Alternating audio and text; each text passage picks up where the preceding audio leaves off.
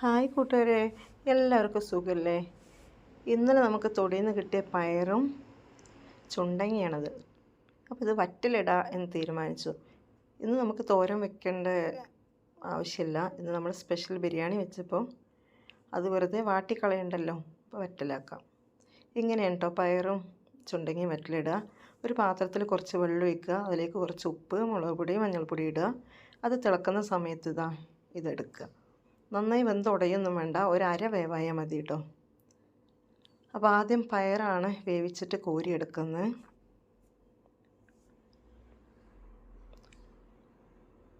ഇത് നമുക്ക് വറ്റലാക്കിയിട്ട് വറുത്ത് കഴിക്കുമ്പോൾ നല്ല ടേസ്റ്റാണ് കേട്ടോ.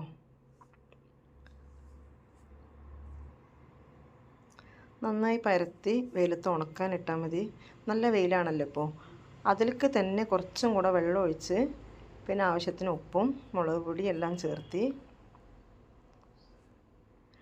ഈ ചുണ്ടങ്ങ ഉണ്ടല്ലോ ഒന്ന് കുത്തിയെടുക്കണം കേട്ടോ. നന്നായി കഴുകിയെടുത്തതിന് ശേഷം ഒന്ന് കുത്തിയെടുത്താൽ മതി. ഇത് നല്ല ഔഷധ ഗുണമാണ്, ഒരുപാട് രോഗത്തിന് മരുന്നാണിത്. ഇതാ കണ്ടോ, ഇത് വേവിച്ചെടുക്കുക. എന്നിട്ട് രണ്ടും നല്ല വെയിലത്ത് ഉണക്കിയെടുക്കുക. അങ്ങനെയാകുമ്പോൾ നമുക്ക് ഓരോ സമയത്ത് ഉപ്പേരിയോ മറ്റൊന്നും ഇല്ലെങ്കിൽ ഇതിനെ വറുത്ത് ചോറിൻ്റെ കൂടെ കഴിക്കുക, അല്ലാതെയും കഴിക്കുക. കുട്ടികൾക്കൊക്കെ നല്ല ഇഷ്ടപ്പെടും കേട്ടോ.